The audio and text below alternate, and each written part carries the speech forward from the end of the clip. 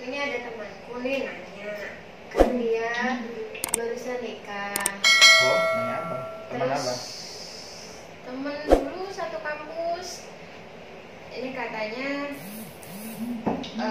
gimana hukumnya ketika puasa berciuman sama istrinya? Ketika berpuasa berciuman sama istrinya.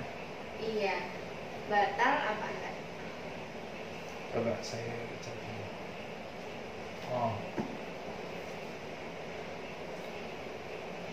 Nah, ini kebetulan saya bawa kitab Umdatul Mufti wal Mustafti yang dikarang oleh Syekh Jamaluddin Muhammad bin Abdurrahman bin Asad Al-Bah dari Al-Ahdal.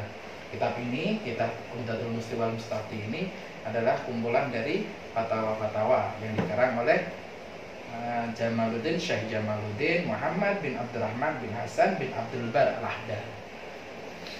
Di salah satu masalah di bab puasa, beliau menyebutkan mas'alatun yubtilu saum bil jima'i mutlaqan. Jadi membatalkan puasa dengan jima atau bersetubuh mutlaqan secara mutlak. Idza jama'a imra'atan shaghiratan aw kabiratan. Jika seorang laki-laki bersetubuh atau jima dengan perempuan istrinya ya, shaghiratan kecil ataupun besar, bisahwatin aw bi ghairiha, dengan syahwat atau tidak, sawaun anzala amla, baik itu laki-laki keluar mani atau tidak, yubtilu shaum, membatalkan puasanya. Jelas sampai sini? Ya, jadi kalau jima itu pasti batal meskipun tidak keluar mani. Pasti batal meskipun tidak keluar mani. Ya, jadi mesti batal. Wajibat alaihi kafarah utma, maka wajib baginya itu kena kafarah utma. Tahu kafarah utma enggak?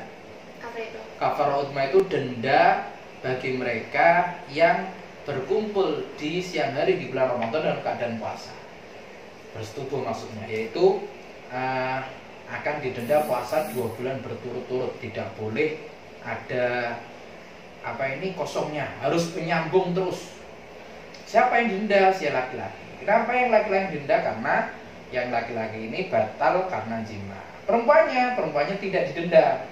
Kenapa tidak denda? Karena perempuannya batalnya bukan karena jima, karena kemasukan sesuatu. Oke, kita lanjut ya. Wa in basyaraha fi madunal farj. Nah, ini maksudnya pertanyaan tadi ciuman, ya toh. Wa in basyaraha, dan jika bersentuhan fi madunal farj, di dalam anggota badan yang selain farji, nah, apapun, berciuman, pelukan, apapun, batola saumuhu in anzal, maka batal puasanya jika si laki-laki keluar mani. Wala kafaratun alaihi, dan tidak ada kafarah alaihi atasnya. Kenapa? Karena tidak memasukkan ke dalam farji. Betul. Nah, sampai sini jelas? Ini. Jadi jika ciuman, kita ganti dengan ciuman aja. Wa in basyaraha fi madunal farj. Ya, ciuman tadi salah satu contohnya. Batalat shaumuhu, maka batal puasanya jika keluar mani. Dan tidak ada kafarah. Kenapa tidak ada kafarah? Karena tidak jima, betul. Wa ila, berarti jika tidak keluar air mani, ya kan? Jika tidak keluar mani, fala yubtilu saumahu, maka tidak batal puasanya. Meskipun di dalam sebagian kitab yang lain disebutkan makruh. Kenapa?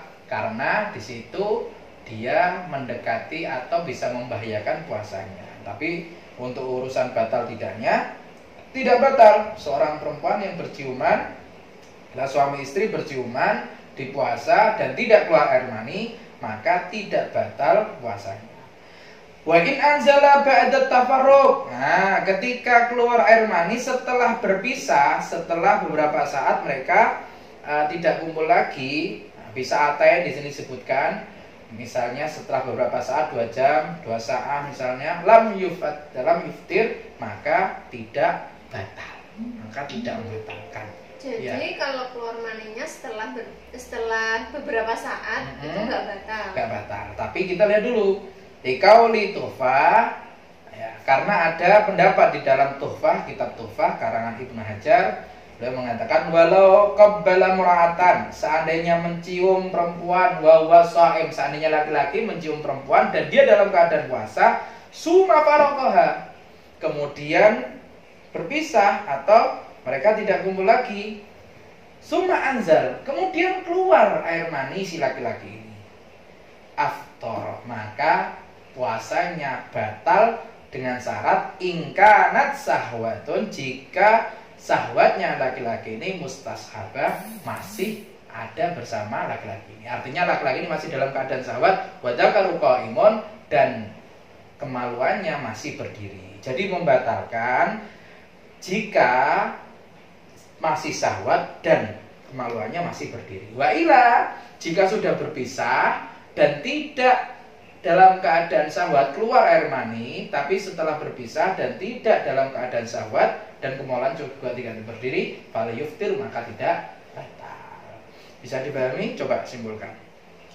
Jadi kalau berkaitan dengan ciuman ini, kalau umpama ada suami mencium istrinya ketika puasa, maka batal.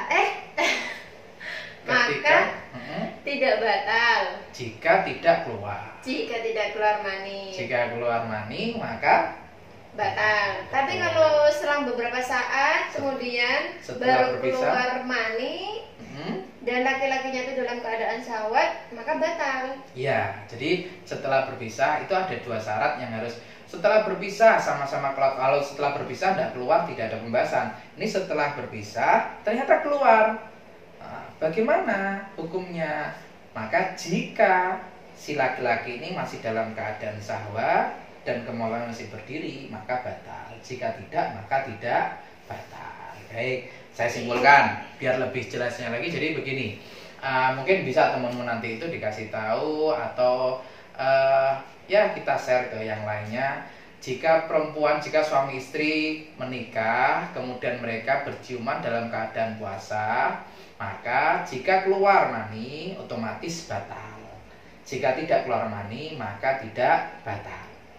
Jika setelah berpisah setelah berapa waktu, selang berapa waktu, setelah tidak duduk bersama lagi misalnya, dan ternyata keluar air mani si laki-lakinya, batal jika syahwatnya masih ada dan kemaluannya masih berdiri. Tidak batal jika tidak ada syahwat dan kemaluannya tidak berdiri. Itu jadi kesimpulannya di masalah mencium. Tapi ya kita sarankan janganlah ya, karena makruh dan juga bisa membahayakan puasa kita. Ya itu saja.